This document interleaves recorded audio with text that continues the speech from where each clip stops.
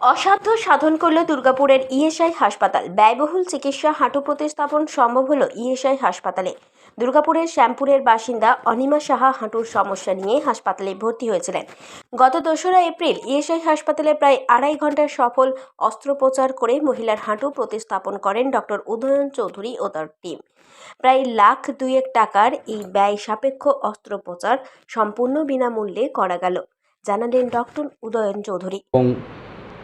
গত 2 তারিখে খুব সাকসেসফুলি আমরা একটা হাঁটু প্রতিস্থাপন করেছি।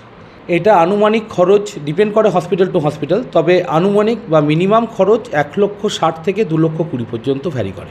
এখানকার প্রত্যেকজন আইপি যারা রয়েছেন তারা আগামী দিনেও এটার বেনিফিট পাবেন এবং আমরা সগর্বে জানাতে চাইব যে শুধু নি রিপ্লেসমেন্ট নয়, হিপ রিপ্লেসমেন্টেরও ব্যবস্থা আমরা এখানে করেছি এবং আগামী দিনেও আমরা আশা করি আমরা অনুরূপ সাফল্য পাবো। তাইতে এখনও পর্যন্ত হিপ রিপ্লেসমেন্ট হয়নি, পেশেন্ট ভর্তি হয়েছে, হয়তো 1-2 দিনের মধ্যে আমরা সেটাও করে বসব। আগের যে পদ্ধতিতে অপারেশন হতো তাতে মিনিমাম ওয়াকিং টাইম ছিল 7 to 10 days ফার্স্ট ড্রেসিংয়ের পর। আমরা পেশেন্টটাকে সাকসেসফুলি 3 দিনের মাথায় হাঁটিয়েছি এবং পেশেন্ট এখন নিজের যে বেসিক নিডস যেমন টয়লেটরিজ, চান করতে যাওয়া, খেতে যাওয়া নিজেই করতে পারছেন।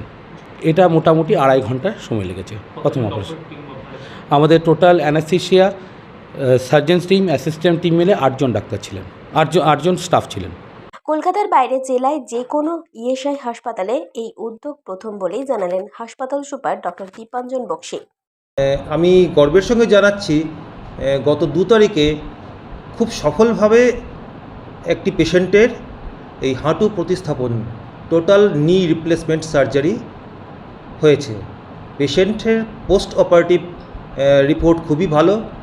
কলকাতার বাইরে যে আমাদের ইএসআইয়ের কোনো হাসপাতালে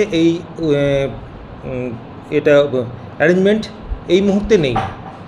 সম্প্রতি একটি হসপিটালে, শ্রীরামপুর হসপিটালে আরম্ভ হয়েছে, কিন্তু জেলা হাসপাতাল বলতে যে দুর্গাপুর, আসানসোল এই বেল্টের একটা বিস্তীর্ণ সংখ্যক মানুষের কাছে এই পরিষেবাটা ছিল অধরা।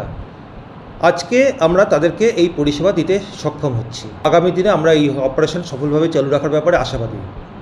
যার হাঁটু প্রতিস্থাপন হলো সেই বৃদ্ধা অনিমা সাহা জানান যে ছেলের জন্য মানত আছে, তিরুপতি যাওয়ার ইচ্ছে আছে, এছাড়াও পুরী যাওয়ারও ইচ্ছে আছে। আমার তো এখন অনেক জায়গায় যাওয়ার ইচ্ছে, পুরী যাওয়ার ইচ্ছে আছে, তিরুপতি যাওয়ার ইচ্ছে আছে, তিরুপতি যাওয়ার ইচ্ছে রাখে। কেননা আমার ছেলের এখানে একটা মানত করে এসেছিলাম আমি আগে, সেই মানতটাকে শোধ করতে হবে আগে, সবার আগে। উনি খুব ভালো, সত্যি করে অমায়িক লোক। আমি অন্য জায়গায় আমার ছেলে বলেছিলাম যে না, উনি যদি করেন তবেই আমি হাঁটুটা করাবো, নাহলে করাবো না। আমার ছেলেকে বলেছিলাম, আমার ছেলে ওনাকে খুব ইয়ে করে। দুর্গাপুর থেকে কৌশিক বাসুর রিপোর্ট, 99 নিউজ বাংলা।